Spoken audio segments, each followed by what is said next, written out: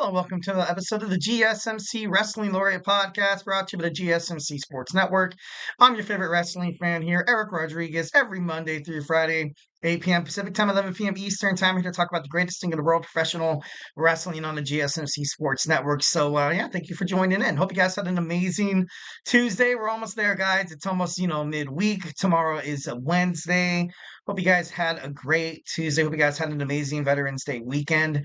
And let's go ahead and talk about the greatest thing in the world, the national phenomenon in terms of sports entertainment, which is professional wrestling. We have a great show for you today on tap. We're going to talk about WWE Monday Night RAW. We're going to talk about a little bit about what could possibly happen on NXT. We're going to talk about Monday Night Raw going on to Netflix. We're going to talk about this new era of Monday Night Raw and what to kind of expect from it, what has already been kind of reported in terms of wrestling media. And then in our fourth segment, we're going to talk about New Japan Professional Wrestling. They hosted a PLE over the weekend called Fighting Spirit Unleashed. We're going to talk about that. And then our fifth and final segment, something we do every Tuesday. I talk to you guys, about my Tuesdays Today in wrestling history, where I, drag you guys into my wrestling DeLorean, gun it to 88 miles per hour, hit the flux capacitor, take you back in time in the world of professional wrestling, talk about some memorable moments, some cool moments. Although I did do, quite some research, and I couldn't really find any things that really popped. But of course, we're gonna make it work. We're gonna make it work. All right, before we jump on into any of that, I want to remind you guys to go ahead and hit up that super chat button right there, whether if you got a burning question or a hot take in terms of professional wrestling. Here at the GSMC Sports Network, we want you guys to feel like if you're dying to get something off your chest, we are all ears 1,010%. This show is all about keeping the conversation lively, making sure you guys feel like your voice is part of the mix. So drop your thoughts. Don't be shy inside that chat box. And if you really want to make sure your comment, question, or concern gets noticed, why not use that super chat? It's that $ next to the chat box right there. Whatever you guys put in there is guaranteed to be featured on this show, be talked about, maybe even debated about if it's something really, something really juicy. And plus, it's a great way to support our channel here at the GSMC Sports Network. We definitely do love, bringing you guys, awesome content that you guys yearn for so dang much. Obviously, it helps us, keep these podcasters doing what they do best, which is, put on some good sports podcasting. Give you guys all the cool factoids that is your favorite sports, football, basketball, baseball, hockey, soccer, wherever, or in this case, professional wrestling. So to keep awesome podcasts like my own on the air, why not use that super chat? And, first and foremost, thank you in advance. We are super grateful for each and every one of you guys who joins us here daily on the GSMC Sports Network. Your support makes all the difference.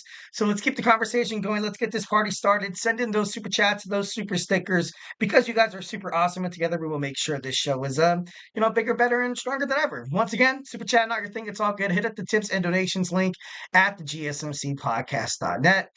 Shoot me your comments, questions, or concerns. Tell me what you like, tell me what you don't like. Just remember to Superman punch that like and subscribe button to the show. Follow the show, follow the network here, the GSMC Sports Network. We do love a lot of peace, love, and positivity, 1,010%. But of course, in terms of talking sports, it's inevitable. Disagreements, some criticisms are going to happen. It's all good in the neighborhood. Feedback is a gift. All in all, can't wait to see what you guys have to say inside that chat box. All right, without further ado, let's talk about some WWE Monday Night Raw. All in all, great episode. WWE under the Triple H Paul Levesque era has been, nothing short of stellar. So, obviously a lot of good things happening right now. A lot of build up toward Survivor Series, War Games, which was, a lot of implications happened, tonight, definitely. First and foremost, you saw Monday Night Raw start off with Gunther. Gotta be honest, he looks a little shooken. He doesn't look like that same ring general. He doesn't have that presence that he once had. Maybe this is, foreshadowing him dropping the belt against Damien Priest at Survivor Series. I don't know how well that would be in terms of the storyline. Maybe he drops the belt, maybe decides to take some time away from WWE, disappears, off of the face of the earth for quite some time, just so we can kind of recollect himself, just kind of recreate his character. Because right now you kind of have him with Ludwig Kaiser, him as a WWE World Heavyweight Champion. He's a great competitor. He's a great competitor, but compelling storylines, can you really, if it's not the same storyline that's constantly being, regurgitated, wash, rinse, and repeat. Where Gunther, the same storyline that Gunther's this badass champion, this big bad guy who's dominant inside the ring, and the guy who always fights against him is is the underdog. So the storyline, maybe WWE starting to get a little maybe a little tired of it, but if you put the belt on Damien Priest, I feel like a lot there's a couple of different doors that definitely open up. And I know that come, the year 2025, Vince McMahon promised Goldberg a farewell match, and it's going to be against Gunther. Obviously, it should not be with any gold implications inside the match. But this would be a great way for them to start building up their rivalry, maybe at Royal Rumble. People think it might be at Royal Rumble, in my opinion. If you're going to have a match of that caliber, it has to be at WrestleMania. It has to be in Las Vegas, Nevada, because Goldberg is he's just so well known all over the sports world and stuff like that. So it feels like it's kind of it's perfect. It's perfect on WrestleMania. How long it's going to take to kind of develop the storyline, that's a whole different question in itself. But right now, obviously what you saw later on in the show with a little bit of turmoil between the street trash of the Judgment Day with Finn Balor and Dominic Mysterio. Finn Balor is going to be possibly, looking for another storyline. He still wants a piece of Damian Priest. I wanted this match with Damian and Finn for quite some time. I was hoping it would be for the belt. I feel like it kind of, it needed to be in that case. They can have a nice little rivalry, go back and forth and, dropping the title to each other, creating a nice little, kind of like a nice little rivalry would be pretty cool. But Gunther, even Damian Priest saw it. He said, he seems like you're full of doubt. If I was talking this much mess to anybody inside the ring, you would have slapped me or punched me by now. And then you saw Ludwig Kaiser come out. Ludwig Kaiser came out and then started talking mess to Damian Priest, saying that he is trailer trash, that his parents don't care about him. And so kind of like that promo that Gunther cut when he faced Damian Priest earlier. And Gunther kind of shut him down. He was like, he kind of grabbed the mic from Ludwig. He's like, dude, honestly, just you don't know what you're talking about. Like, shut up. I really don't need this right now. Damian Priest, he could be right. He got pinned by Cody, maybe hurt his confidence. I don't think it should hurt his confidence that much losing against the WWE champion, the new face of WWE. I wouldn't really take it to heart that much, but obviously Gunther, he's a competitor. He's not used to losing. And then the moment, like, somebody who's always winning all the time, even in life, someone who's successful, gets a single taste of, a downtrodden or like a financial instability or they lose money and stuff like that. And sometimes they kind of fall into like a deep depression. Obviously, comparing apples to oranges here, but maybe kind of like that storyline. I feel like that's the reason why they're kind of overall doing it. So Dakota Kai is back in Damage Control. Damage Control has gone full baby face, obviously, going against Pure Fusion Collective. Once again, Pure Fusion Collective loses to Damage Control, which is kind of the right thing to do. Io Sky building up momentum for her match against Liv Morgan for the World's Women's Heavyweight Championship is top priority. Being really honest, top priority. But Dakota Kai was, great to see her back inside the ring. Once again, would be an amazing WWE Women's mid-card belt holder like the Women's Intercontinental Championship that was not unveiled on Monday Night Raw. I know I did a segment about it yesterday, so I feel kind of dumb. But overall, like, they didn't mention anything about WWE SmackDown unveiling the Women's United States Championship. I feel like if they were trying to get competitors from Monday Night Raw to overall, kind of participate in this new tournament or participate in any matches that kind of leaning toward a title shot for that mid-card belt, I thought, it would have been brought up. You've seen Raw reference SmackDown like, oh, what happened this Friday night on SmackDown? Like Wade Barry, this happened on SmackDown. Like, you know what I mean? But it didn't happen, which makes me think and gives me hope that we're still going to see Monday Night Raw kind of have their own women's mid card title, and it feels like right now, it seems like that's gonna happen. That's gonna happen. All right, so next you saw a promo between Sami Zayn and the Usos. Jimmy Uso, although he broke character so many times on SmackDown, is still kind of throwing some hate to Sami Zayn. Like, you know what I mean? Sami Zayn, and they were talking about, hey, we need a fifth member. Jimmy Uso still skeptical about Sami Zayn, not trusting him. Does Sami Zayn really have to prove his has to prove his worth again to the family? I think Sami, if he's ever stuck in that situation, he's going to be like, no, I don't want to do that, which is by all means what he should do, which is awesome because it just keeps building up more tension, more inner turmoil between the faction, this cold alliance that's, very fragile right now. That is the original bloodline. So it's, it's a work in progress right now. What they're trying to establish with Sami Zayn entering the Bloodline Civil War, but it's still perfect. It's so awesome. Obviously, it does need to be handled a little bit delicately, like having Sami Zayn, betray Roman, Jimmy, and Jay, and go over to Solo Sikoa. Obviously, wasn't is shouldn't be on the map. I feel like fans have been waiting for this moment for quite some time, and now that they finally have it, it's going to be kind of hard to let it go. Next, we have Kofi Kingston taking on Pete Dunne. Xavier Woods once again gets involved in Kofi's match, and Kofi did not want the help. He didn't approve. He doesn't want to cheat. Got in Xavier Woods' face, and Xavier Woods actually brought up a pretty good point. He was telling Kofi Kingston, is like, you're too busy worried about other people as opposed to worrying about your own career. So in that case, Kofi kind of has to look in the mirror a little bit and be like, yeah, you know what, like, yeah, that's true. That's true, 1,010%. But Kofi Kingston, obviously, the New Day's all about going out and helping the little guy, and helping our boy R-Truth. We kind of abandoned him a couple of weeks ago on Monday Night Raw, and he got kind of jumped, and kind of questioning Xavier Woods' new overall mentality. And I saw the way that he kind of did, the way he looked after Kofi Kingston got pinned, in that like everybody knew that was gonna happen. He kind of gave that look. He shook his head. It was like, he's done. He's completely done with the New Day. He's tired of Kofi Kingston's, you know, um, always wanting to, like. It's not that Xavier Woods wants to be a bad guy. It's not like he's going full crazy heel, but he just wants to win. And sometimes, playing a little dirty, you've seen the best do it in the past. Obviously, the dirtiest player of the game, Ric Flair, established success.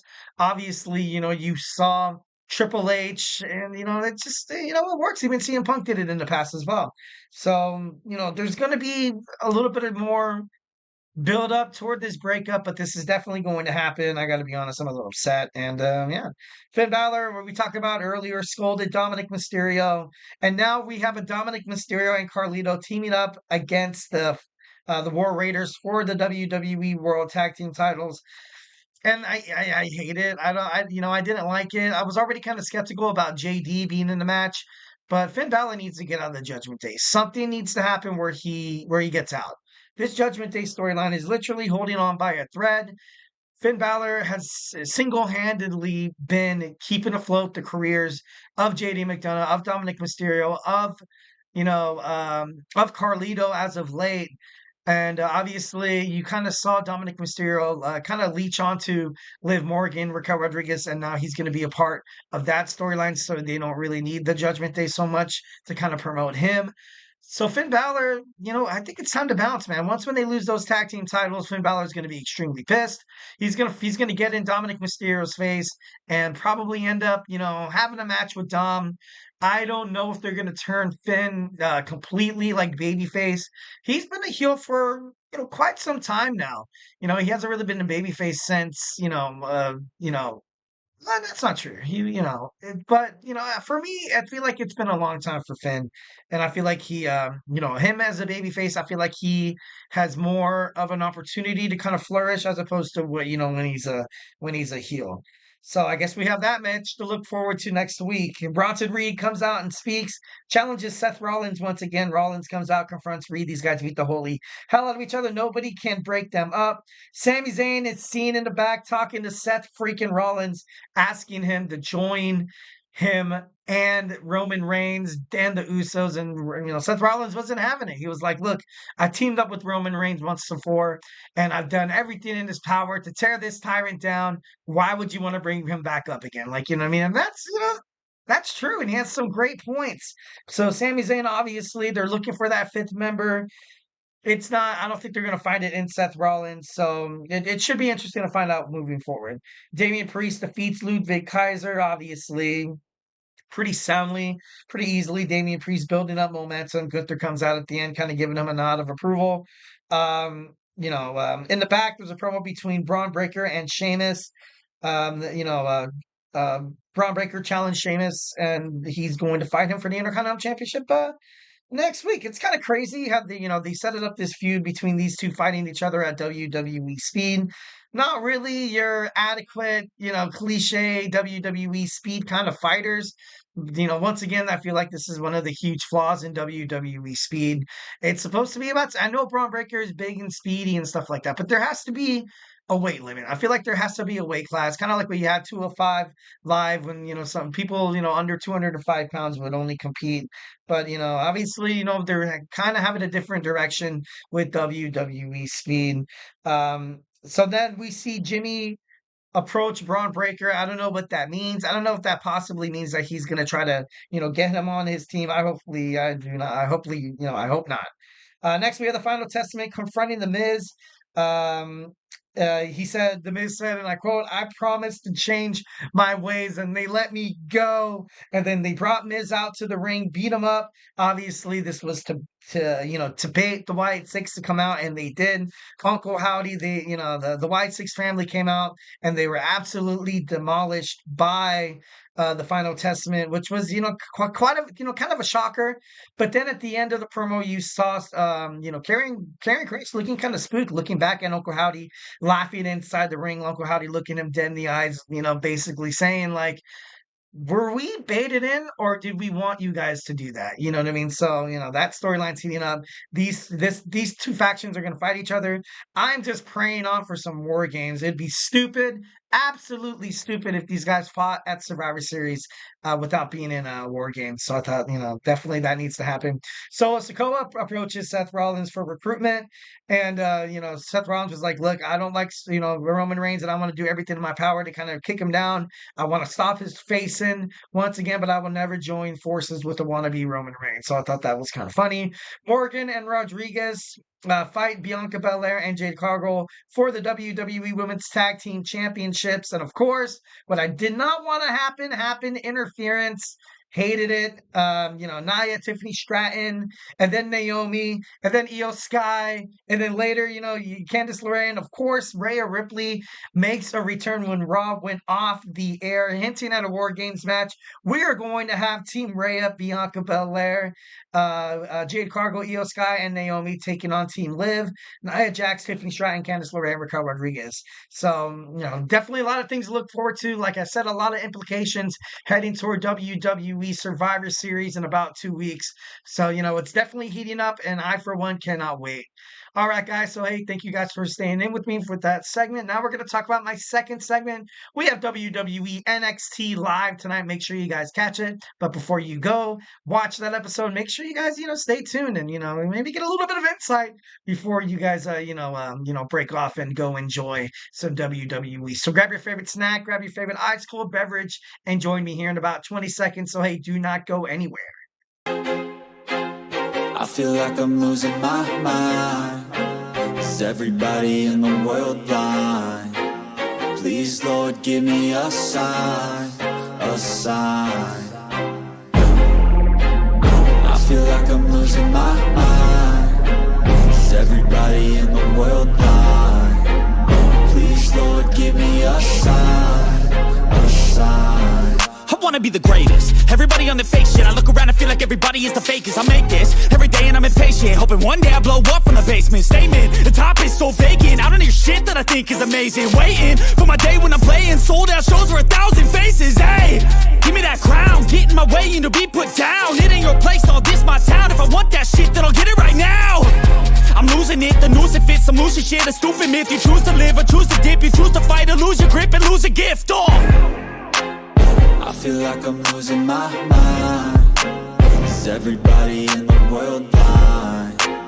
Please, Lord, give me a sign, a sign. I feel like I'm losing my mind. Is everybody in the world blind? All right, welcome back to the GSMC Wrestling Laureate podcast brought to you by the GSMC Sports Network. I'm your favorite wrestling fan here every Monday through Friday, 8 p.m. Pacific time, 11 p.m. Eastern time, here to talk about the greatest thing in the world, professional wrestling, all the action inside and outside the ring, backstage curtain calls, rumors, and drama.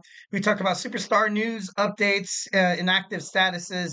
We talk about contract negotiations, extensions, and new signings.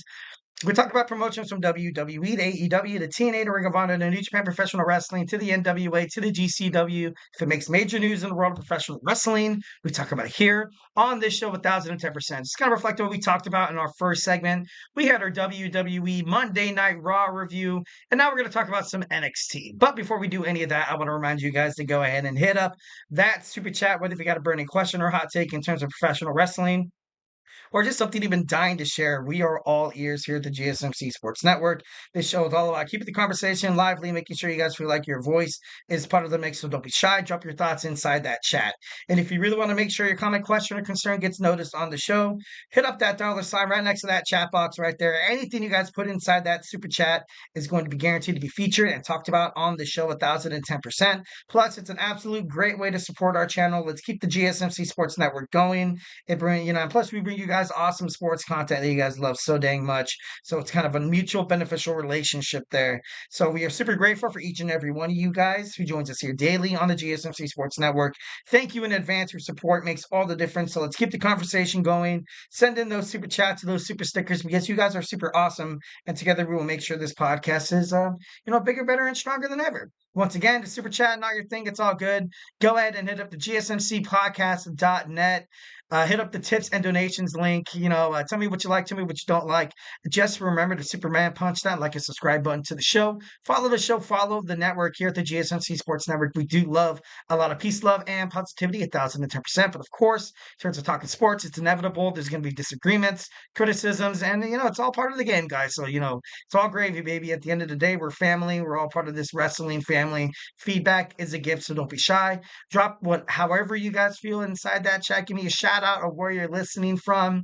Give me your list of your top 10 favorite wrestlers. It's if it's about professional wrestling, we talk about here on this show, so do not be shy. Definitely do not be shy. All right, let's go ahead and jump on into some WWE NXT. We are on the road to NXT Deadline happening December 7th. We're going to start off with some NXT Women's North American Championship match tonight. Fallon Henley, in her first defense, is against the former NXT Women's North American Champion, Kelani Jordan, her rematch. It's, I really wouldn't see any reason why Kelani Jordan would, get the title back. If she does, Fatal Influence right now, they need a spark. And when Fallon Henley won that match, it made this team a little relevant. Now you have JC Jane and Jasmine Nix. They're going to kind of be those, they're part of that, with Triple H and Evolution, with Batista, Randy Orton. They're going to be around gold. When you're around gold in professional wrestling, usually opportunities, they follow, for example, also Damage Control with Bayley, Io Sky, Kairi Sane, and Asuka and stuff like that. They eventually won the Women's World Tag Team Championships. So, obviously, maybe JC Jane and Jasmine Nix decided to team up to take on Bianca Belair and Jade Cargill. So that could definitely be a possibility as well. But right now, it would make no sense for WWE to take the belt off of Fallon.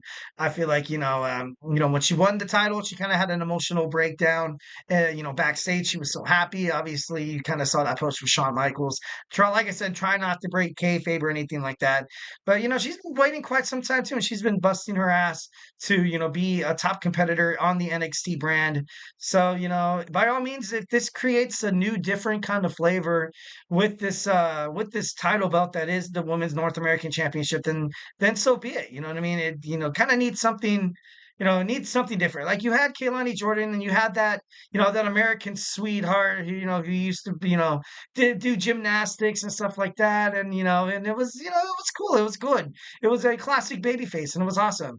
Now you kind of need a little wrong. You know what I mean? You can't be, sunshine and daisies and lollipops all day, every day, and flying unicorns. Sometimes you kind of needs that rough and tough and Fallon Henley, she's that type of competitor. And JC Jane watching her back and Jasmine Nix could definitely make sure that she holds the title for quite some time. I feel like right now this is a new belt. Kelani Jordan had about maybe 100 and something day. I'm not too sure. She had about 100 and something day reign, which wasn't bad. She did what she wanted to do. The moment she won the title, she said she was going to set out and make this title prestigious by holding it as long as possible, defending it at all costs against anyone who steps up to the challenge. So you can't really be mad at Kelani Jordan. More or less, she's a hell of a competitor. She's a hell of a competitor, 1,010%. And you're going to see that reciprocated with Fallon Henley because the way she wrestles inside the ring is it's pretty darn good as well. So, like I said, new style, kind of bringing up another approach is, it's good for NXT, kind of like a new flavor. You know what I mean? Especially on the CW network. You're on TV, so definitely think that's great for her. Next, we have NXT Iron Survivor qualifying matches. We have Wesley taking on Cedric Alexander. That match should be pretty darn good right now. You kind of had Wesley and Javon Evans going at it. They fought each other at the ECW arena, where obviously Javon Evans, with the help of Rob Van Dam, came out victorious. And I like the spot that they have for Javon Evans, but I definitely like the spot they're doing right now with Wesley. Wesley is I don't know if he's going to jump back into the NXT North American Championship picture right away, but as the title holder, I can definitely see him holding the title and being kind of like that, kind of being that jerk, like you know what I mean, like that anti-hero kind of persona inside. Like Trick Williams is so over right now. He's so over as a babyface. And him defeating Ethan Page is just gonna put the icing on the cake. But it should be interesting to find out how this match comes out. These two have very similar styles in wrestling, believe it or not. So this match is going to be good. Definitely want to going to be a sleeper for the match of the night tonight on NXT. So Ruka takes on Cora Jade. Will Cora Jade jump back into her winning ways tonight against Ruka? Like you saw Cora Jade team up with Roxanne Perez to take on Julia and Stephanie Vaquer. They lost. She, in that 5-woman massive tag team match last week on NXT, she lost. So, right now, Cora Jade, she needs to build up a lot of momentum. And Ruka as well is definitely one of the promising rising stars in the women's division on NXT. I kind of thought she was going to be the inaugural WWE NXT Women's North American Champion, but obviously, like what I previously said about Kelani Jordan, I felt like WWE did do a good job on selecting Kelani Jordan and representing that title and that brand. So Ruka definitely definitely not to be taken for not taken for granted. That's not the right word. Definitely not taken into, damn it, I can't think of the right word. You shouldn't cut her short, basically. You shouldn't cut her short because she can definitely kick some ass and she can definitely defeat Cora Jade tonight. So yeah, underestimated. She should not be underestimated. Damn it, I can't believe I could have thought that word. Man, I'm getting old. I'm just kidding. Next, we have Stephanie Vaquer and Julia team up against Metaphor, Jakira Jackson, and Lash Legend tonight on NXT. This is going to be a good match because I have Lash Legend kind of stepping up, kind of taking her career into new heights upcoming to 2025. There's been speculations that Metaphor is going to make a jump onto the main roster. Lash Legend is definitely one of the most impressive women on this NXT roster that's already completely loaded. Julia and Stephanie Vaquer, obviously, established main event card wrestlers, obviously outside of WWE. Lash Legend is kind of still on the outside looking in. And Jakira Jackson obviously going to be like her ride or die kind of partner, you know what I mean? So, I definitely think they have a future in NXT as well. or somewhere like SmackDown or Raw. I was kind of thinking, if WWE unveiled a WWE Women's Intercontinental Championship on Monday Night Raw, Lash Legend could definitely be the one, that the moment she makes her debut on Raw, hold that title loud and proud, and I think she'd be great. We also have Nikita Lyons taking on Adriana Rizzo. These two has been going at it throughout weeks because Lyons was speculated on attacking Adriana Rizzo once when they were kind of having this you know this this feud with Obafemi. But should be interesting to find out if like Nikita Lyons comes out and basically says like, hey, like, guess what? Like, I didn't do it. Like, you know what I mean? So that would be interesting to kind of find out. Tonight, Ava decides new challengers for Nathan Frazier and Axiom, who's going to challenge for the WWE NXT World Tag Team titles. If I had to put my money on it, Hank and Tank, maybe that would be interesting tonight. We're probably gonna have like a not a tournament, but we're gonna maybe see something like that. Maybe an over the top rope match where like if one person gets eliminated and the whole team's eliminated. But that would that'd be kind of crazy. Or they're gonna have a number one contenders match. It'd be kind of cool if they had like a 4-way ladder match, and then the winner gets the contract for the number one contenders ship. That'd be pretty dope. But that's not gonna happen, obviously. My best bet, to be honest, I see Ethan Page maybe going up to Ava, because Ethan loves just being a thorn in the side of the GM of NXT and being like, look, we defeated Bubba Ray Dudley and NXT champion Trick Williams. Me and Rich Holland deserve a title shot. Obviously, this would suck because I don't like it when two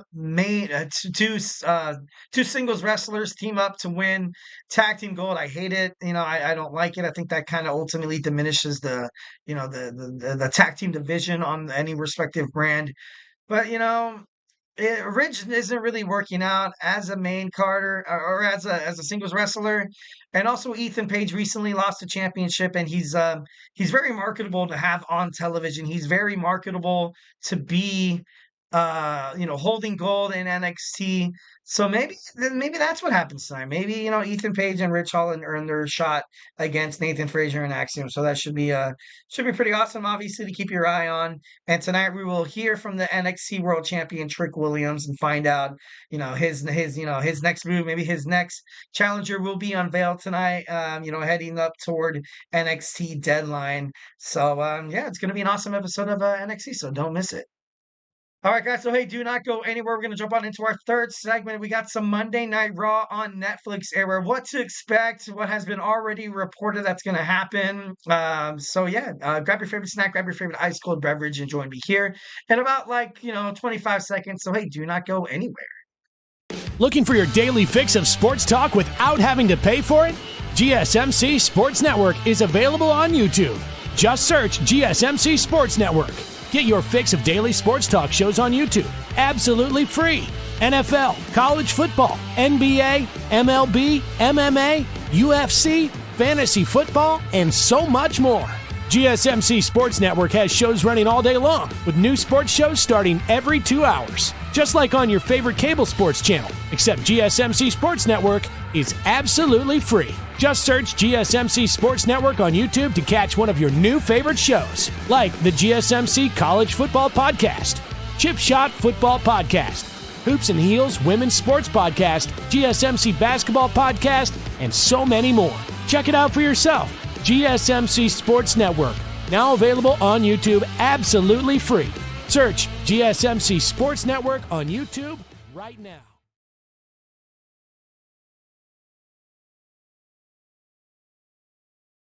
All right, we are back with the GSMC Wrestling Laureate podcast brought to you by the GSMC Sports Network. I'm your favorite wrestling fan here, Eric Rodriguez, every Monday through Friday, 8 p.m. Pacific time, 11 p.m. Eastern time on the GSMC Sports Network to talk about the greatest thing in the world, professional wrestling, all the action inside and outside the ring, backstage curtain calls, rumor, and dramas. We talk about superstar and active statuses, injury updates, contract negotiations, contract extensions, and new signings. We also talk about promotions from AEW to to WWE, TNA, Ring of Honor, New Japan Professional Wrestling, Stardom, the GCW if it makes major news in the world of professional wrestling. We talk about it here on this show, so make sure you guys tune in. All right, guys, to kind of reflect on what we talked about real quick, we talked about our WWE Monday Night Raw review, and then we talked about some NXT, what could possibly be happening right now. I got it recorded. Can't wait to watch it. Have not checked a single shred of social media, no TikTok, no Facebook, no Instagram, no nothing like that. So I'm going to go in completely blind. Love the unpredictability of professional wrestling. Why would I want to ruin it by, seeing it on Instagram or anything like that? So, yeah, but now we're moving on. We're moving on to some Monday Night Raw on Netflix, Eric. Kind of what to expect, kind of what we already know that's already been reported. But obviously, before we do that, remember to hit up that super chat, hit up the tips and donations link. Tell me what you like, tell me what you don't like. Just remember to Superman punch that like and subscribe button to the show. Follow the show, follow the network here at the GSMC Sports Network. We do love a lot of peace, love, and positivity 1,010%.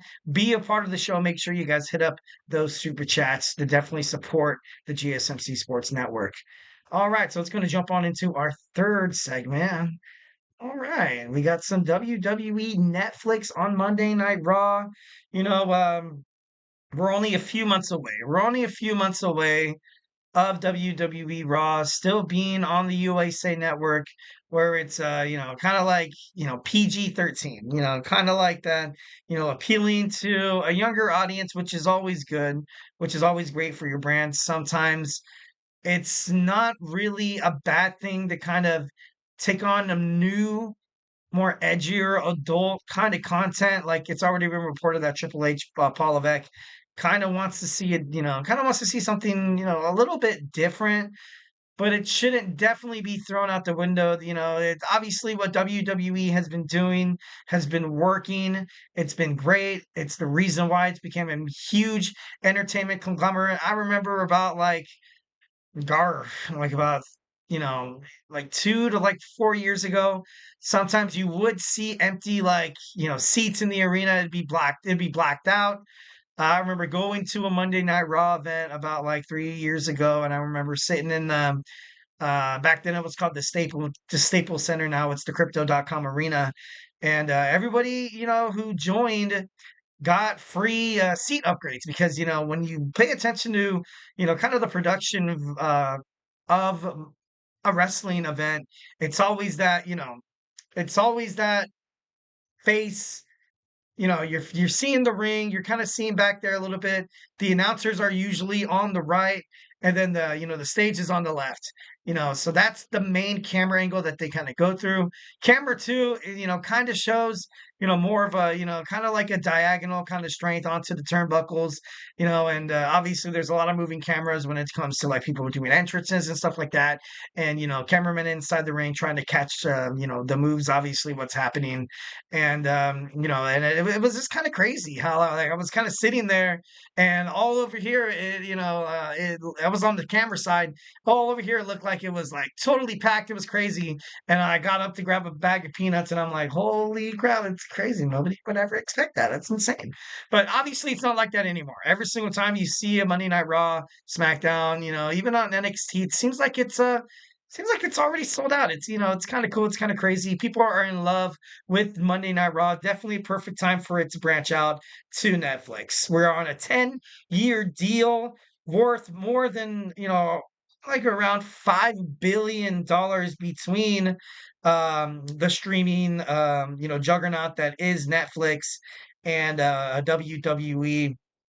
It's the new home of WWE flagship show, available to be streamed in the United States, Canada, and the UK, Latin America, and also other territories with more countries and regions. Obviously expected to be added. You're going to see episodes being able to be streamed on Raw. You're going to see episodes being streamed with SmackDown. Also, PLEs like WrestleMania, SummerSlam, and Royal Rumble will all be on Netflix. That's pretty huge. That's crazy. After 5 years, Netflix has the option to opt in or out of their contract, which if they opt in, obviously it means we're good to go. We're, signing on for another 10 years, which is actually kind of cool. I think they do. I think right now you kind of have that option where you can kind of start this new day and age of professional wrestling on the streaming service that is Netflix. And I think it's going to bring them success. It's going to bring them major success. Something that Netflix does that not a lot of other streaming services do is it promotes kind of, and I don't want to sound like, I don't know, it seems like it promotes a lot of like foreign films, different countries, from Nollywood to Bollywood, obviously Asian cinema as well.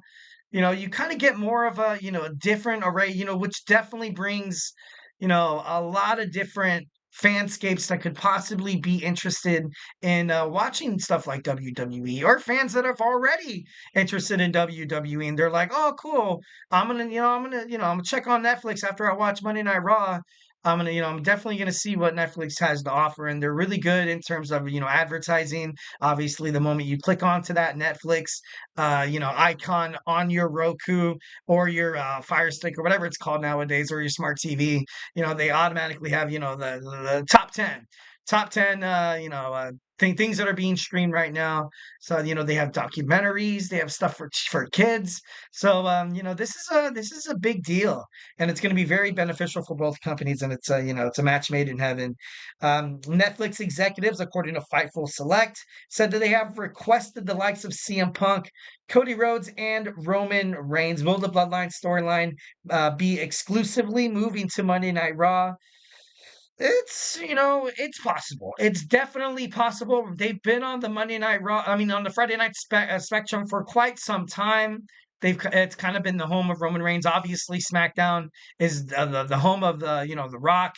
They kind of had the theme of SmackDown once when back in the early 2000s when they actually created the show, and it was like the People's Champion, The Rock, the Rock show, and so it seems a little fitting that that's would stay.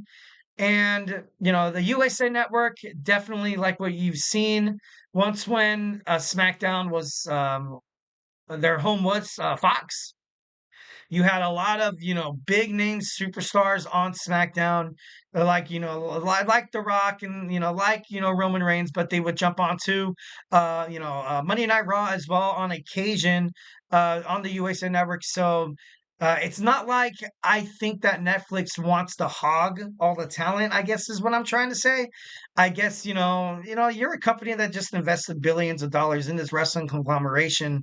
You want to make sure that you're, like any investment you make in life, you want to make sure that it pays out. You want to make sure at the end of the day you're going to have revenue. There's going to be money to spend. You want to make sure that this is going to be good for your company. Obviously, you don't want to, have Dominic Mysterio be your world heavyweight champion, and you don't want to see all these guys move to SmackDown, which is not going to happen. But in terms of them having Cody Rhodes, I think that's a great idea. Having Cody Rhodes, having CM Punk, kind of having Cody Rhodes. He's been on SmackDown for quite some time. Now you kind of see him shift over to Monday Night Raw, and now with besides Solo Sikoa, Roman Reigns, The Rock, and all the bloodline drama trying to come his way, now the show becomes Cody's show. And if you think about it, you have a whole different locker room setup that could definitely challenge Cody Rhodes and have, very successful storylines like Seth Rollins, like CM Punk, like I don't think the Judgment Day would be around, to be honest. Maybe like the likes of Damien Priest, but then the World Heavyweight Champion would probably move over to SmackDown, and it would make sense for somebody like Damien Priest to kind of move over, which would be awesome to kind of have this feud between maybe like Damian Priest and Kevin Owens, to the point where Kevin Owens gets his hand on championship gold once again, and then he becomes kind of like a steeple, kind of like a main icon on SmackDown. But I don't know, it's kind of crazy. Maybe I shouldn't doubt Damian Priest that much. It feels like whenever I talk about Damian Priest, I always kind of put him in the picture of like a transitional champion, where he's not. He's a great champion. I definitely love and respect Damian Priest, and I doubt that they're going to get Roman Reigns and The Rock, which is, quite shocking. But, But then this also like brings up a lot of questions, and it's kind of crazy. Reports have already been saying that Cody Rhodes on Netflix, and Netflix have discussed the possibility of movie roles for him. So Cody Rhodes kind of stepping out and going into the Halloween scene, Hollywood scene as well. It's set for January 6th of 2025 at the Intuit Dome in Los Angeles, the new stadium. I think in Inglewood, I think it is. I'm not too sure. Don't quote me on that. I think in the home of the Los Angeles Clippers. CEO Paul Levesque noted that the show could look a little different, mostly regarding censorship. Both wrestlers and fans can express themselves freely during the live broadcast. John Cena has already been confirmed. Roman Reigns states that a more PG approach could definitely attract a broader audience in terms of professional wrestling. It's going to be this the first show on Monday Night Raw, much like I feel like the rest of the shows on Netflix is gonna be like PLE worthy. That's what they want it to be. It's gonna be remarkably, more different. It's than a Friday Night SmackDown. Will we see a new draft? That's kind of the question that pops up. Will we see a new draft? Will we see will we see the two brands merge together? Because right now you kind of don't really need a brand split. You kind of have wrestlers that are kind of married, to their storylines that, they follow their storylines. So then what's really the point on having them, be involved in the, a brand split? We don't have the Raw tag team titles anymore. We don't have the SmackDown women's champion. We have the world heavyweight champion. We have the WWE champion. All these titles could definitely be on one grid, you know what I mean? So I don't really see the need for Raw and SmackDown to be separate anymore, especially, during this Netflix era. But will it continue? Will this continue to be a thing? Um, will the brand split, finally be ended? So it's kind of crazy. The first episode of Monday Night Raw on Netflix, a lot of speculation surrounding it. Obviously, I feel like maybe The Rock will show up. It's the beginning of John Cena's retirement tour. We're definitely going to see ourselves some Cena. We're going to see Becky Lynch maybe make a return to WWE, and then we're going to see the start of the Seth Rollins and CM Punk feud, which is, damn, it's so crazy, like almost like a month and a half away. We're going to get Raw on Netflix. I'm totally excited to find out, like, maybe, like I said, like the guy you see on the screen right now, maybe Brock Lesnar shows up on Monday Night Raw, to challenge Cody Rhodes for the championship. That would automatically be a banger. A lot of fans would definitely love it. For me, I'm not a huge lover of Brock Lesnar. Like I do respect him as an athlete, and the fact that every single time he steps inside the ring, it's just just means that, because it's just something big. Something big is going to happen. So Brock Lesnar is definitely main event kind of worthy. So it would be very beneficial having him on the roster. But like I said, should be interesting to find out how WWE handles this. I, for one, am so excited to find out, kind of this, PG kind of era. Like, is it going to work for them? And are they going to go too, PG? Are they going to go too edgy? And we're going to find out, obviously, come January. All right, guys. So, hey, do not go anywhere. We're going to talk about New Japan Professional Wrestling's Fighting Spirit. I'm going to give you guys the results when we come back. So, hey, do not go anywhere.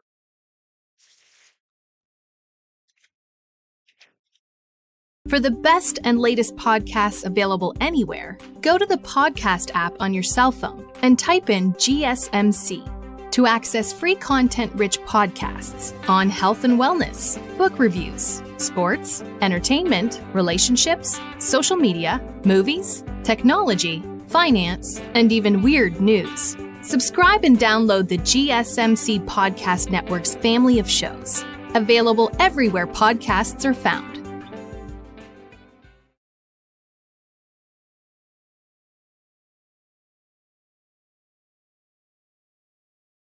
All right, we are back with the GSMC Wrestling Laureate podcast brought to you by the GSMC Sports Network.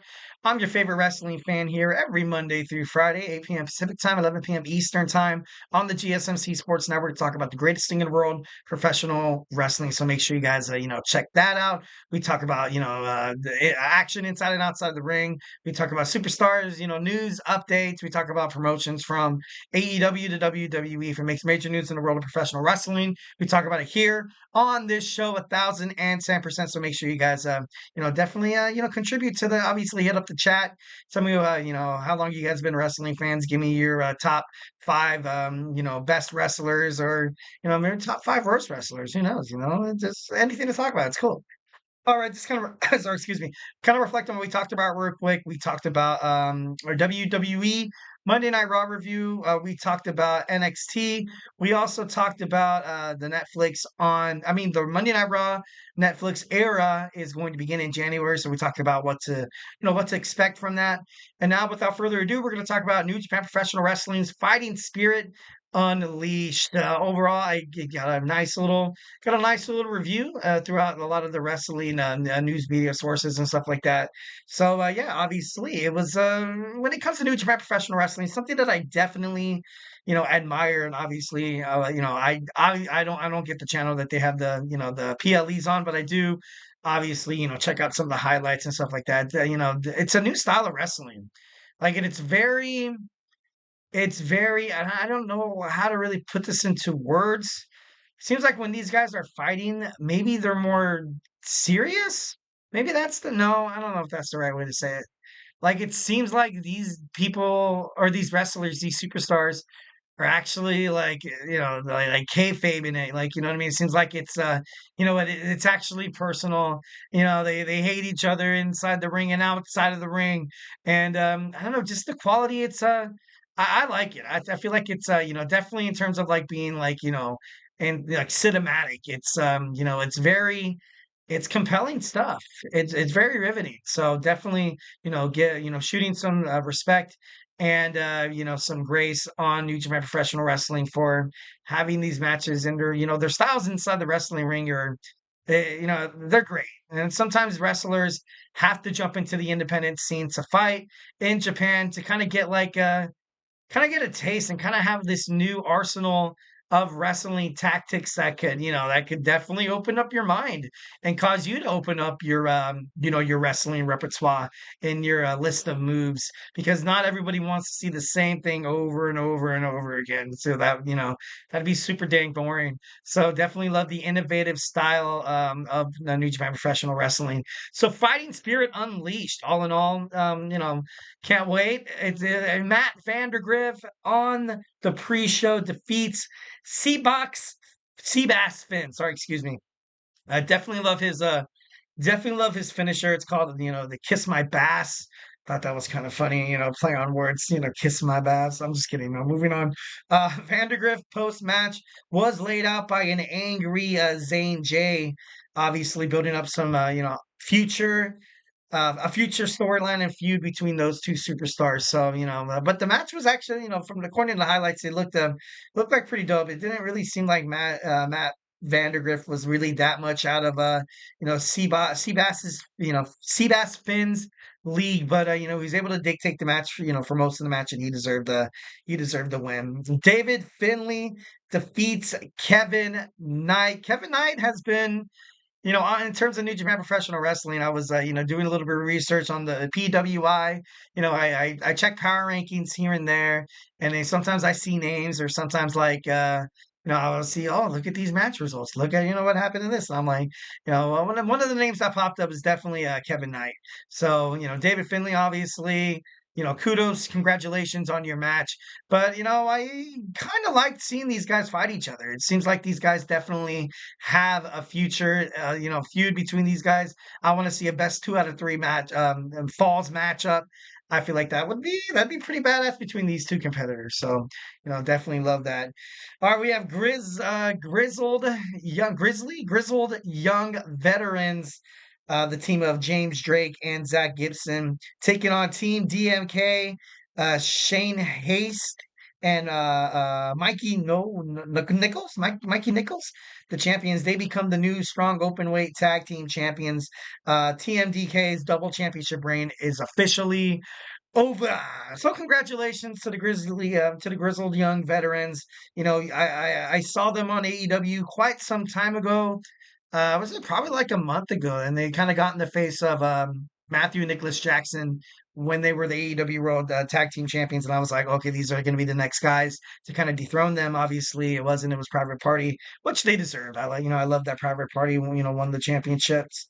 But they're going to hold these championships pretty proudly, and with Wrestle Dynasty right around the corner, it's going to be kind of cool to see more. You're going to see fighters from the CMLL, Ring of Honor, AEW, and New Japan Professional Wrestling. So it's going to be one hell of a pay per view. I for one can't wait to see it. I kind of hope that they have it on HBO Max, so I don't have to spend money on, buying it. I'm just kidding. No, I'm just like a wrestling cheapskate. I'm just kidding. No, convenience. Conveniency is the name of the game, especially nowadays with AI and stuff like that. Like it's crazy. Everybody just doing anything just to make things more convenient. Just kidding. Moving on. So congratulations to Grizzled Young Veterans on their strong open weight tag team titles. Next we have Leo Rush defeating Mustafa Ali. Great match. Great match, hell of a great match. See, this is what WWE speed matches kind of need to be. And, it's a kind of like a breath of 205 Live nostalgia. Like I get it. Mustafa Ali was like the heart and soul. And back then, Leo Rush was this, he was this young rising star in WWE. And his push was absolutely killed. And, then 205 Live went under. And then basically he went under. So, you kind of have two forgotten successful stories of the 205 Live generation. And the fact that they're kind of showcasing their skills in New Japan Professional Wrestling is astonishing. It's cool. I definitely like these guys. Mustafa Ali was one of my favorite wrestlers, and Leo Rush was able to kind of get in the mix there. So congratulations to Mr. Rush. Next we have West Coast Wrecking Crew, the team of Jorel Nelson and Royce Isaacs defeated Dirty Work, Fred Rosser, and Tom Lawler in a 2 out of 3 falls match.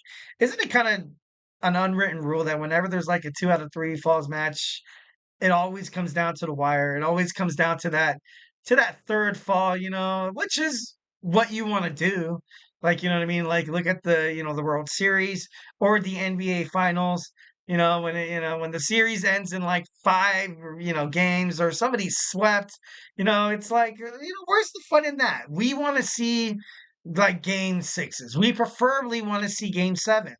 So, that is my philosophy on why whenever it comes to wrestling matches, they have a 2 out of 3 falls match, which is not stupid. You want to drive, you want to, thrive, and you also want to attract as much, attention to your product.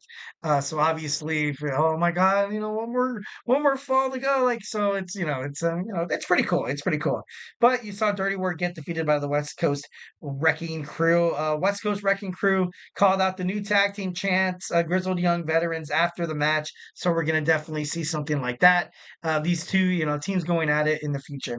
Mercedes Moné comes out and she calls out the women that, all 4 women that are competing in that number 1 contenders match. And, kind of smart. You don't necessarily want to rile up your opponents before they're going to start promoting AEW Wrestle Dynasty pretty soon.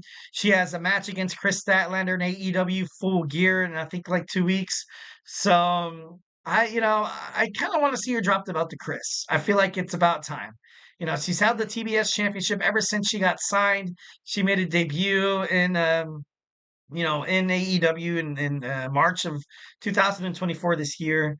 And, you saw her fight Willow Nightingale. It took AEW to turn Chris Statlander heel and Stokely to cost Willow Nightingale the match. just to kind of find out later on down the line that Chris Statlander isn't really the best, like, ultimate like heel option, because they turned Mercedes Moné heel. So I think that kind of bit him in the ass there. So then they're like, all right, we're gonna put Chris Statlander back into the babyface kind of category. But I kind of knew it was dumb. I was like, dude, why is this happening? You're sacrificing so much for Mercedes Moné. Like, it's by all means, she's a star. She's a star. I love and respect Mercedes Moné, but I don't know the way she's been. Like, I'm not saying she's getting special treatment, y'all. I'm not saying that she isn't, the CEO or whatever, but and also in the interview, she's calling herself the greatest wrestler to ever do it. Yeah, dude, confidence is key. It's cool, but I don't know. For me, maybe I'm a hater. Maybe I'm a hater. Call me a Mercedes Moné hater, but I want to see her drop one title. Come on, man. You can't have them both. Can't have them both. Whenever there's like a linked champion, you always got to lose one title, man. And it's all good too because you chased that New Japan Professional Wrestling Women's Strong Championship for quite some time. You fought, dethroned Stephanie Bakir of the champion. So dude, that's cool. So why don't you just lose at AEW Full Gear? Just do it, man. Make it like Nike and just do it. All right, so then we had Hazuki defeat Trish Adora, Anna Jay, and Koyama. Hazuki definitely, she put on a great match inside the ring. She's going to give Mercedes Moné a run for her money, but if she loses against Chris Statlander, I think, she's going to, she's going to probably win, relatively, pretty easy at Wrestle Dynasty. But, I definitely love the babyface factor going at it. Hazuki is loved by the fans in New Japan Professional Wrestling, and they also love Mercedes Moné too. But, it's going to be kind of cool to see them build up this match. Kind of, you're kind of starting the promo here. You had Mercedes Moné come out before the match, obviously, staking her claim that, oh, whoever comes out is not going to be, not even going to have a chance at my title. So, kind of building up the storyline from the very get-go. And then you kind of have that lingering confidence of Mercedes Moné kind of be in the back of the heads of wrestling fans and be like, what'd be kind of cool to see, everybody loves that underdog story. Everybody loves that, David versus Goliath, you know what I mean? So, definitely think this is going to be, one of the best matches at, on the Wrestle Kingdom, card here. All right, Los Ingobernables de Japan, the team of Yoda, Tutsi, Suji, and Shingo Tagachi defeated the Undisputed Kingdom. Sorry, excuse me, Mike Bennett and Matt Taven. The Undisputed Kingdom obviously has been. They've been kind of on a losing streak a little bit here. Like, you know what I mean? Like, probably out of their last 5 matches, they've probably been, less than stellar, maybe, averaging about 30% in their win percentage, and then Adam Cole coming back as well. I kind of had the theory that, they're going to, I don't think they would, though. Would they turn the Undisputed Kingdom against Adam Cole and MJF lead the Undisputed Kingdom? Well, because it seems like everything right now is just so hunky-dory. Adam Cole is, getting a lot of respect and handshakes from Malachi Black, Buddy Matthews, and everybody's really supporting him. So, or maybe it's the Wrestling Syndicate me. Maybe that's what's happening right now. But it should be pretty interesting kind of moving forward. After the match, Suji was attacked by the TNT champion, the scapegoat Jack Perry, creating a nice little buzz for their match at Wrestle Kingdom, not Wrestle Kingdom, sorry, excuse me. Damn it, Wrestle Dynasty. So I think that should be, that's gonna be one of the best matches. We had damn it, I'm not good with these Ryohei Uya defeated Kenta. So I apologize if I totally butchered that name. Sending a lot of love and respect, and maybe I should learn Japanese. Maybe I should. That'd be pretty cool. Definitely on the list of preferred languages that I would definitely love to speak. Definitely Japanese, sorry, excuse me. Damn it, that was so white. Definitely Japanese would be pretty cool. Some Spanish, maybe some French, it'd be like, wow, I'm just kidding. No, I'm moving on. We had Shota, Yumi, Umino team up with Tomohiro Ishii, defeated TMDK, Bad Dude Tito, and the IWGP World Heavyweight Champion Zack Sabre Jr. After the match, you saw Jon Moxley come out and was disappointed in Umino. Kind of wanted him to live up to the full potential, kind of what Jon Moxley overall kind of had planned for him, but that didn't necessarily happen. So Ishii was able to kind of pick up the victory with his tag team. And we had the main event. We had the main event. Konosuke Takeshita defeated TJP. Once again, love TJP, 205 Live fan over here for life. But it seems like the addition of Konosuke Takeshita, with Roosh, also, Lance Archer, the new and improved Kyle Fletcher. You're seeing a different Don Callis family. If you would have told me that the Don Callis family would be, kind of edging toward their control of AEW, I'd be like, you're crazy. If you asked me that if you told me that like 2 months ago, because it seemed like it was kind of dead. They were kind of, they were losing. You had the Beast Mortos that was shining for a little bit. And then, it just wasn't really working out. Kind of this new age of, a Will Ospreay free Don Callis family kind of being a little bit more aggressive, which is good, which is great. I definitely love the revamp. I feel like it's great for AEW. Now you kind of have, them running rampant on Dynamite, Collision, and also Rampage as well. So, obviously I'm all for it. Go Don Callis family, man. Go Don Callis. All right, guys. So, hey, do not go anywhere. We're going to jump on into our fifth and final segment. Going to kind of try to wrap this up at a, decent pace. We got my boy Emran's, GSMC Dead Ball podcast coming up in about like 18 minutes. So make sure you guys stay tuned for that. Of course, after you guys jump with me into my wrestling DeLorean as we gun it to 88 miles per hour, fasten your seatbelt. Grab your favorite snack, grab your favorite ice cold beverage and join me here in about like 25 seconds.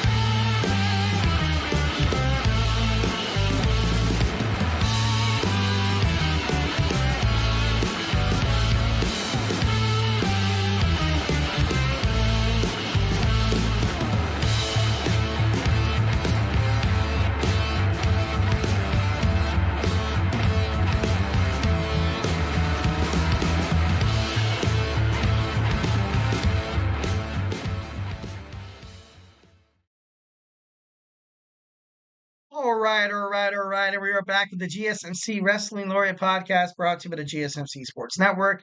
I'm your favorite wrestling fan here, Eric Rodriguez, every Monday through Friday, 8 p.m. Pacific time, 11 p.m. Eastern time. We're here to talk about the greatest thing in the world, professional wrestling, all the action inside and outside of the ring.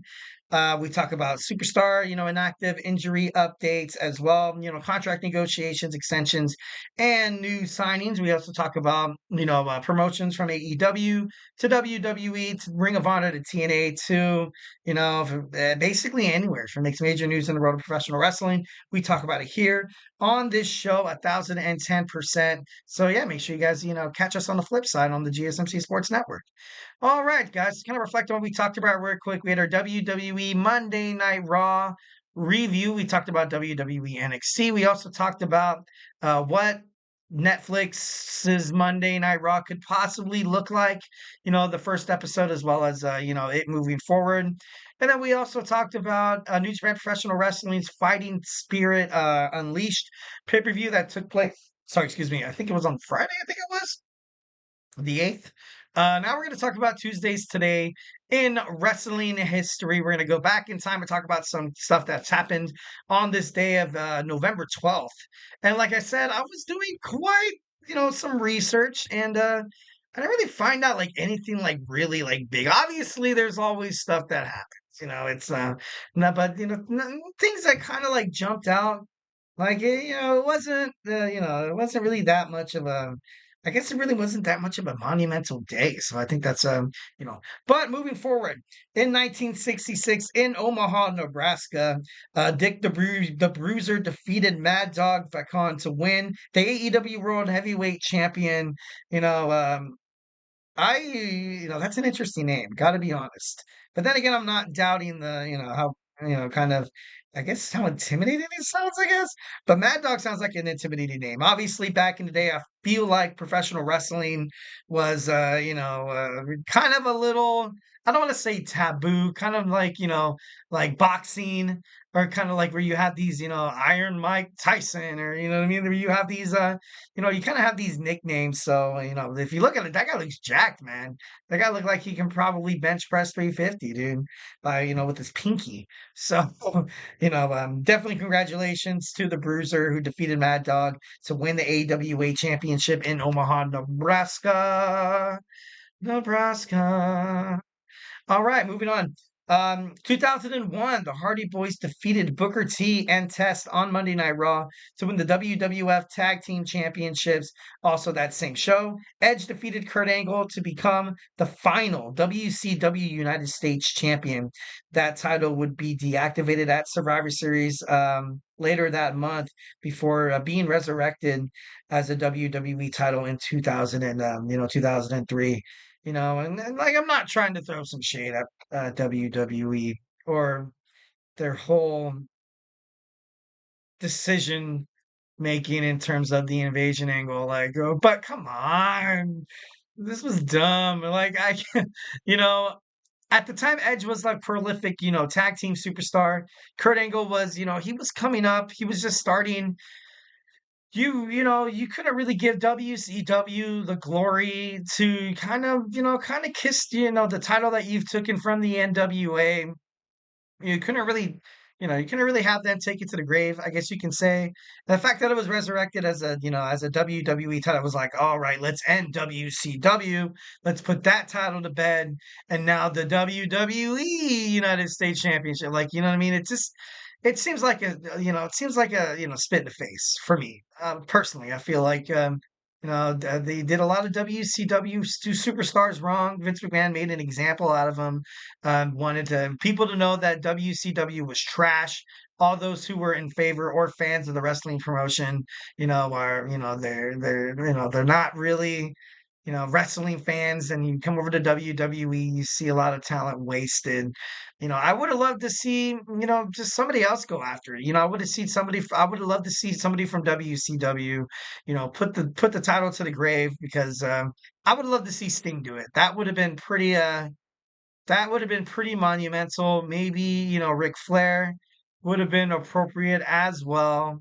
But I don't know. It just seemed wrong, and definitely during this whole invasion angle between WWF, WCW, and all of a sudden ECW, it wasn't really great. It wasn't really great. Definitely something that has been one of the biggest blunders in the career of Vince McMahon because you could have brought so much talent. You could have brought so much talent from WCW. You could have brought a whole wave of fans that definitely could have embraced the style of WWE, but instead you got people to kind of hate WWE. Like there's a lot of fans that were I was definitely one of them. I was like, dude, like the WCW was, yeah, it was unique and it was edgier and it did kind of fail. And the storylines were a little lackluster at times. But these superstars were great. These superstars were phenomenal at what they did. Booker T, Scott Steiner, Diamond Dallas Page, to name off a few. It could have been, I don't know, for me, it could have been bigger. It could have been something more of like a wrestling conglomeration instead of, WWE just showing that they rule the world. You know what I mean? But obviously, it is what it is.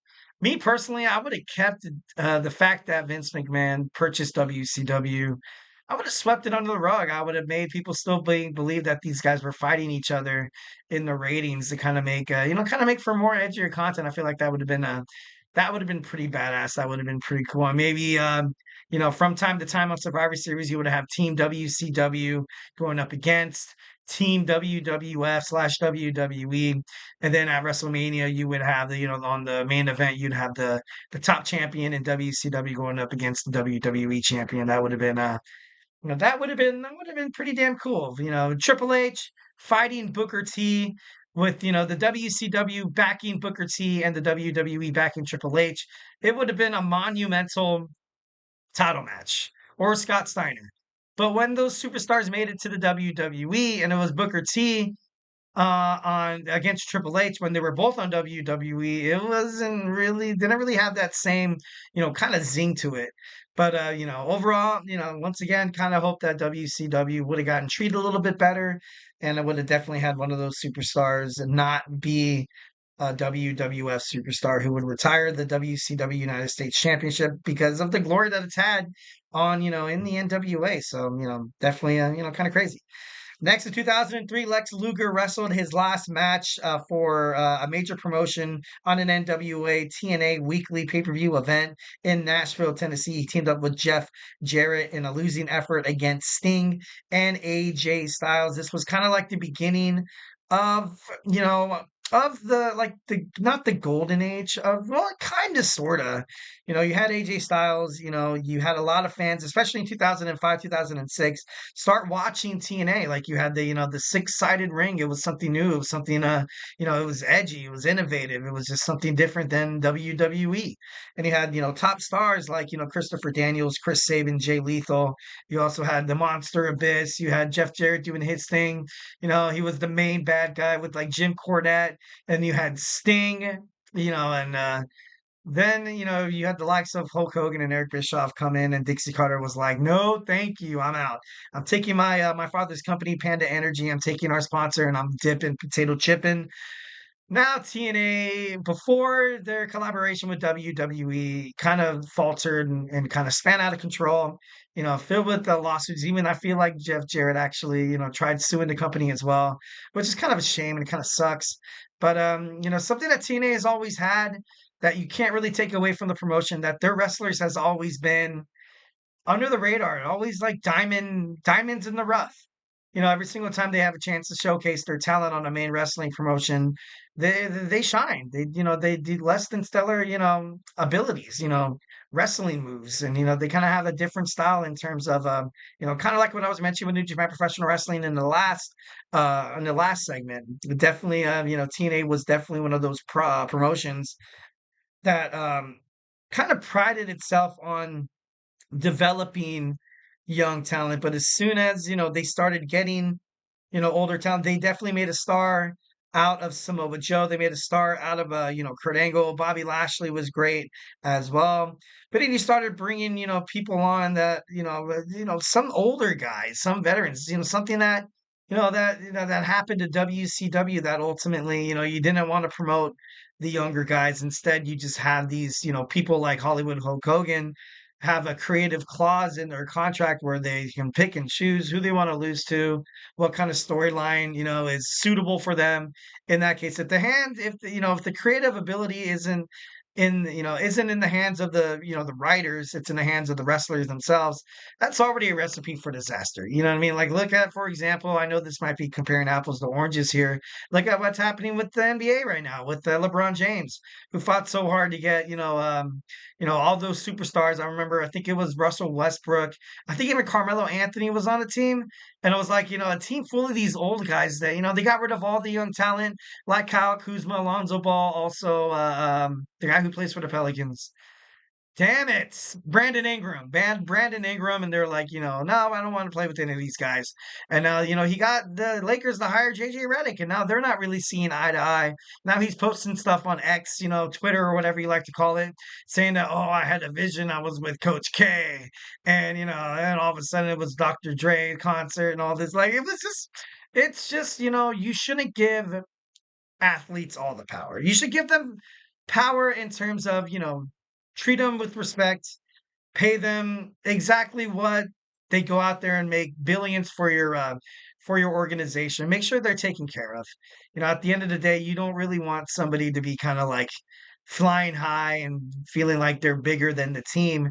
I feel like maybe that's the reason why I'm a huge San Antonio Spurs fan, is because Greg Popovich, he finds a way to kind of humanize the players, kind of tell them at the end of the day, you are just kind of shooting baskets, don't get too starstruck. Don't play for the name on the back of the jersey, play on the name in the front. Stay humble, and you can win yourself a champion through teamwork.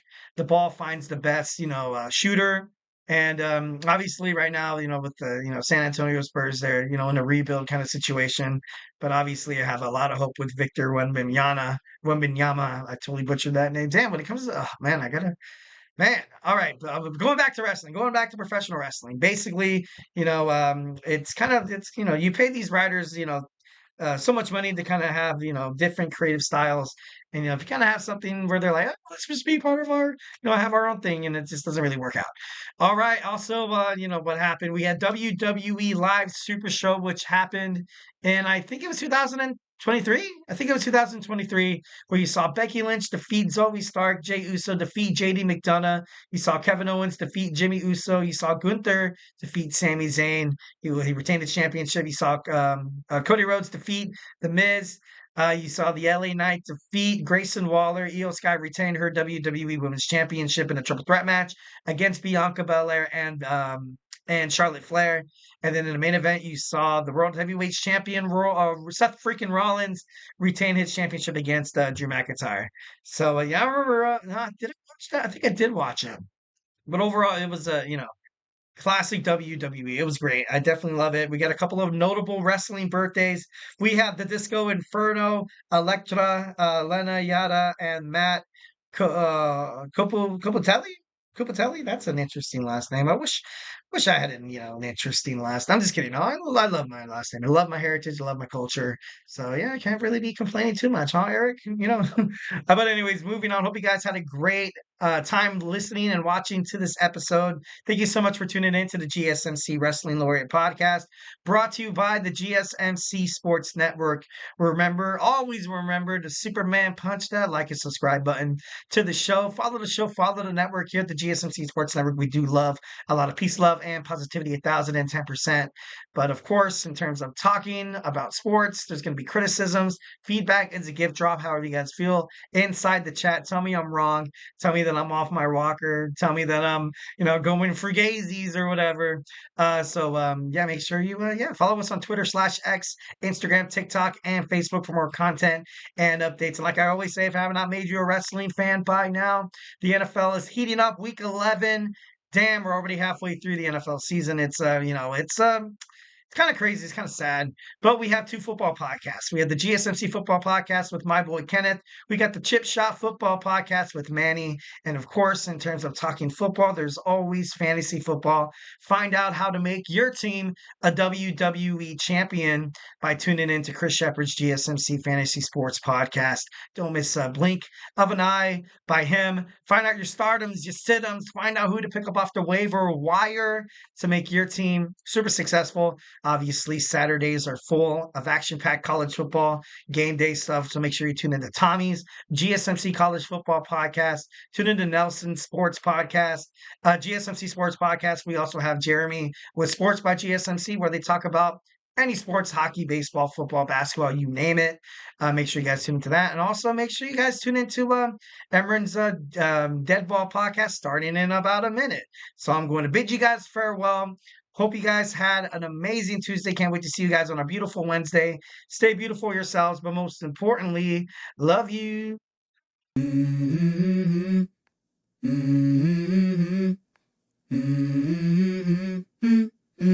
Let's go.